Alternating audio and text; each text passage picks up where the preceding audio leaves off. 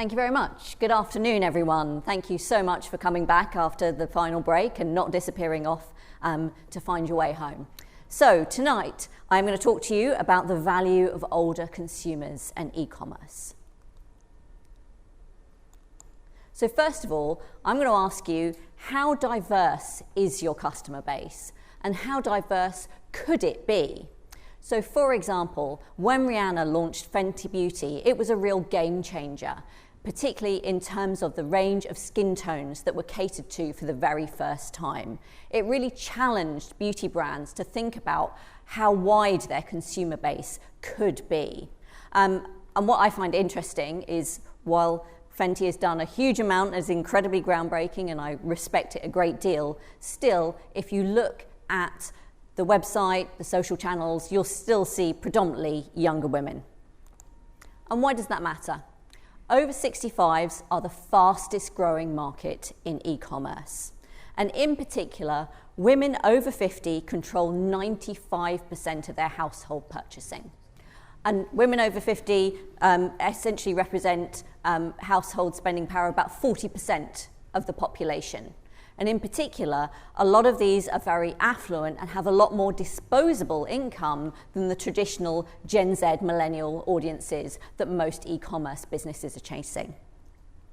And not only are these women influencing their own purchasing decisions, they're also influencing those of the rest of their family, their children, their grandchildren, and also their friends and peers. At Look Fabulous Forever, we have a closed Facebook group for our customers, and they're constantly swapping recommendations for holidays, for clothes, for shoes, for all of these things. And they are very, very influential customers. And what's also interesting is women over 50 are going to experience the largest population growth in the next 10 years. So this is a growing market as well. So let me take a step back and tell you a little bit about Look Fabulous Forever. Our founder, Trisha Guston, started the brand in 2013. She was 65 then, so she's 74 now, and the most incredible, inspiring woman. And essentially, as she got older, she found that the makeup and skincare products that she had traditionally used were less effective, particularly after she'd been through menopause. So she started looking for products that would suit her better. And she basically felt ignored by mainstream beauty brands and retailers, who basically, the beauty industry, you're an older woman if you're over 30. So they certainly weren't interested in courting women in their 60s, 70s, and 80s. So Trisha is a formidable woman, so she wasn't going to take this lying down. She said, right, essentially, do you know what? If these products don't exist for me, then I'm going to make them myself. So she worked out how to formulate them, how to manufacture them, how to distribute them, set up the website, everything. And the brand has gone from strength to strength in the last 9 years. So I want to tell you a little bit about diversity, inclusion, and belonging. And I think more and more companies are thinking about diversity and in recognizing the importance. So if you think about it in an employment context, diversity is about hiring a wide range of people. But then inclusion is about going further than that and making sure that these people are included in the decision-making process, invited to meetings, included in projects and all of those things. But belonging goes a step further, is making sure that those people feel the contributions that they make are valuable, that they are important to the organization. So if you think about that from a customer point of view, that's moving away from this idea that brands have traditionally had about it's a great thing to be exclusive. That's what brands have been saying for hundreds of years, we want to be exclusive. So I picked this image of when Hollister opened at Westfield. There's no branding on the store, you can't really see in the windows, you can't see any products, because if you don't know who we are already, then we don't really want you as our customer. And you think about what that's saying to people who do buy from you, that they want to feel like they're superior to others in society. That's a really negative thing, and what we want to be moving people towards instead is this idea of belonging and actually inclusivity rather than exclusivity. And I've got a couple of quotes here from our customers. Finding Look Fabulous Forever has been a wonderful experience, like finding the right gang after feeling lost. Look Fabulous Forever doesn't make me feel old, it makes me feel better. And if you think about how powerful the sentiment is behind those statements, how these women who have traditionally felt ignored finally feel like they have a place to belong. If you imagine how loyal our customer base is when we make them feel like that. Another thing I'd like you to challenge you to think about is you are not your customer. It is so easy to think, oh, well, I would do this and I would use my site like this and look at it from that perspective. But if you look around the organisation that you work in, what proportion of the people in that organisation are in that 25 to 39 age bracket that actually only represents 20% of the population, but probably represents a disproportionate amount of people employed by your company? And particularly that over 50 audience, that's 40% of the population. When was the last time you included someone over 50 in your decision-making process? And if you just think how narrow that perspective is when you don't have a diverse range of people, and I'm just talking about age here, there are so many other spectrums of diversity that when the more you hire from a narrow pool of people, the more narrow your focus becomes. And older consumers really suffer from this. It means that they're often misunderstood, they're ignored, they're stigmatized. They are massively underrepresented. When was the last time you saw an older person on a website, in an ad, all of those things? It's incredibly rare. And when they are featured, they're often stereotyped. They're feeble, they're frail, they're forgetful, they're the butt of a joke, they're all of these things. How often are they showed as in charge and powerful and all of those things? And I've included this image here of Trisha in her convertible car looking pretty cool for a 74-year-old lady. This image, when we run it on social, is just so incredibly engaging because our customers see someone that they would actually aspire to be, that they actually feel like reflects them. And instead of this traditionally being ignored and being stereotyped, and again, that is so powerful from a customer acquisition perspective. And here are some stats from our customers that maybe make you think again about this audience. So as I said, our audience are predominantly in their 60s, 70s and 80s. So 98% of our customers shop online.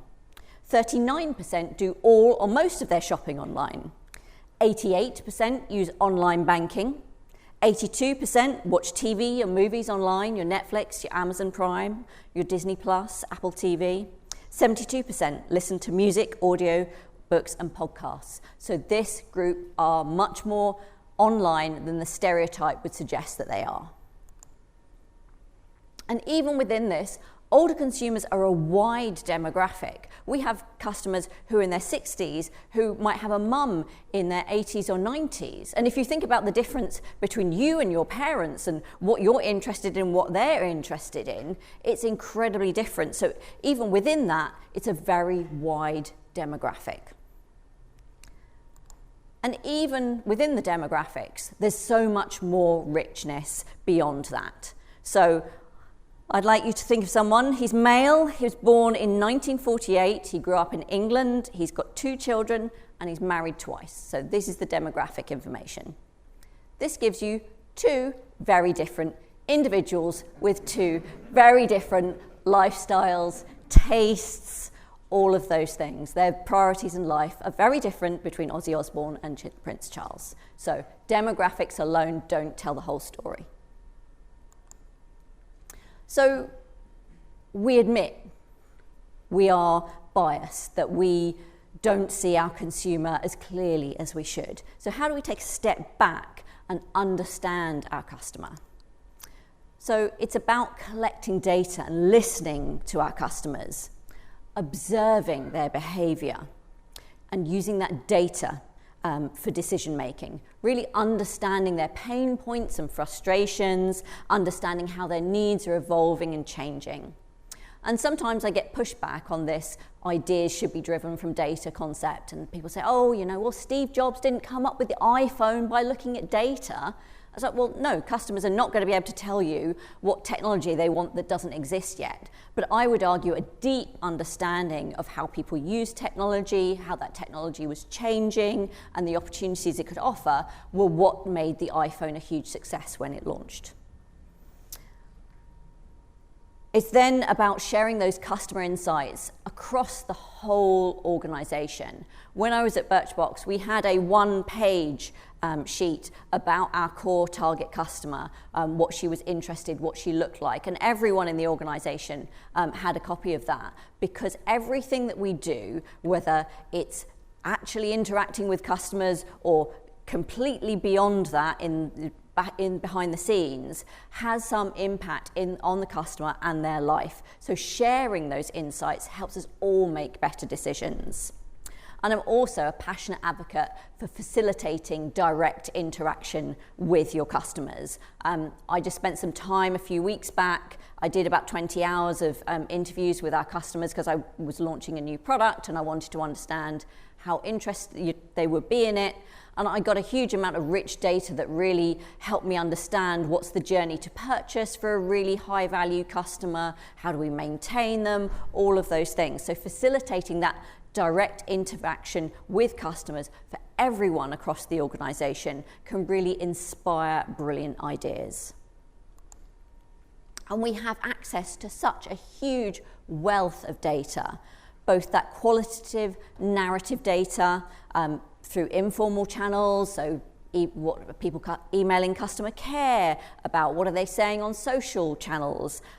We're incredibly lucky because we have this closed Facebook group, so we get to see into our customers' lives far beyond their interaction with us, that they share, whether it is a birth of a grandchild or a cancer diagnosis or the death of a spouse. They share all of these things as part of our community, and we're able to have this really rich understanding of their lives beyond their interactions with us. We also do formal quarterly surveys with all of our customers. We ask them a lot about, particularly when we're developing new products, we ask them what would they look for in that new product, what would be important for them, how much would they be willing to pay, what would they need to know before they decided to buy it, all of this stuff. We also always have an open-ended question at the end. Is there anything else that you would like to tell us? And they tell us everything from their life story to how we've changed their perception of themselves to all kinds of useful, this thing isn't working on our website, all kinds of stuff. Then we have the quantitative numerical stuff that we use our customer research for benchmarking, that we ask them particularly about our USPs. One of our key USPs is that you can try any of our products, and if you don't like it, if it doesn't suit you, you can return it for free for a full refund. And try going into Boots and doing that and saying, oh, I tried this lipstick, didn't suit me. Can I have a refund, please? No, you're not getting that. So we want to know how effective are we at communicating the fact that we have this very generous guarantee. You've got all the data that Andy Mulcahy was presenting earlier from IMRG. That benchmarking stuff is really great to understand, do you know what is my conversion above or below average for my sector? All of those things. And looking at all that kind of site usage data, what's your bounce rate on different pages? Where are people dropping off in that customer funnel? All of that stuff, understanding what you can do better. And one thing I would particularly advocate for is observing behaviour rather than asking people about it, because people don't really understand how they behave and their motivations. So particularly, I spent a long part of my career in media and entertainment. I developed one of the first streaming services in the UK long before Netflix was doing streaming. And one of the things that we wanted to understand was, how do people decide what film to watch? And, I watch a lot of films myself. I would say cinema is my primary hobby. And I would struggle to articulate, how do I actually decide I'm going to watch this film over the other? So what we did with that is we actually went into people's homes, because often that kind of lab environment is artificial in some way, even just because it's unfamiliar. We went to people, we went to they're in their own home, on their own sofa, with their own TV, with their own remote control, and said, okay, pick a movie. Show me how you navigate through that. Show me how you do that. And it was incredibly enlightening. We got lots and lots of rich data.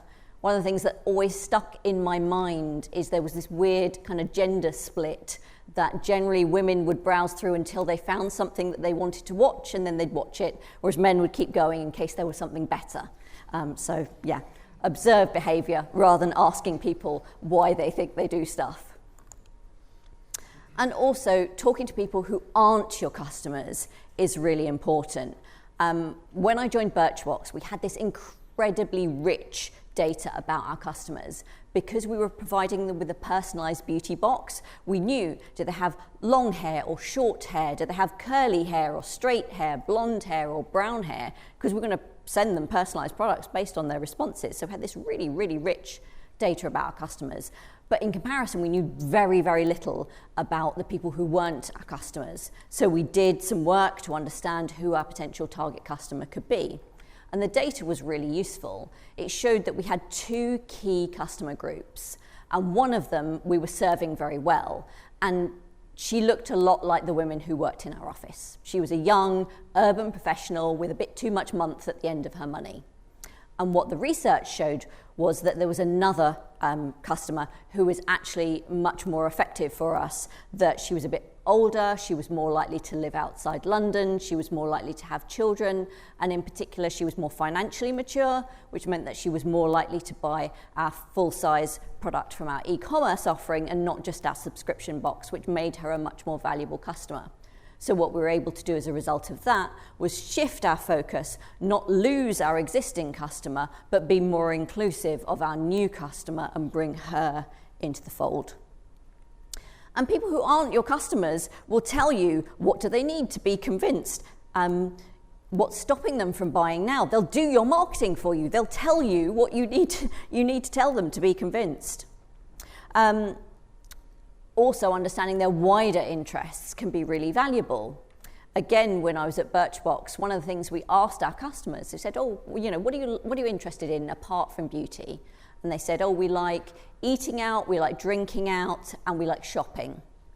And so when we came to buy out of home space, that data was really useful, and we were able to buy space in shopping malls, restaurants, bars, and specifically in women's washrooms. So that as an acquisition campaign was incredibly successful because we already had the data to know that that was a good way of reaching people who look like our existing customers.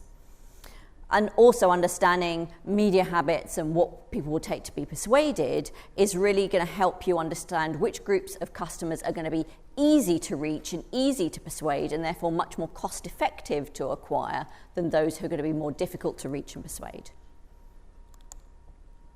So the idea is you take all of this data and bring it together to make customers at the center of every decision and really challenge that within the organization and try and see everything that you do from their point of view. That particularly when at Birchbox we developed these two segments, we started saying, well, what would Sarah think about that? What would Sarah do? And that was really helpful to kind of bring in that perspective. And to challenge everything that you're doing, is it genuinely making their life better in some way? And what are we doing that is getting in the way of providing them with a truly delightful experience? And understanding, how do they want to engage with you? What do they need? That one of the things that I find fascinating about our customers is at the moment, we send them an email pretty much every day. And actually, most of our customers want to hear from us every day, that we provide really useful content. They like to hear about what Trisha's got going on in her life beyond the business, all of those things. So we're very mindful that we do want to scale back our email for some customers, but not for everyone, because we've listened to our customers and we know that actually the vast majority wants to hear from us every day. Then I'm going to touch briefly on accessibility.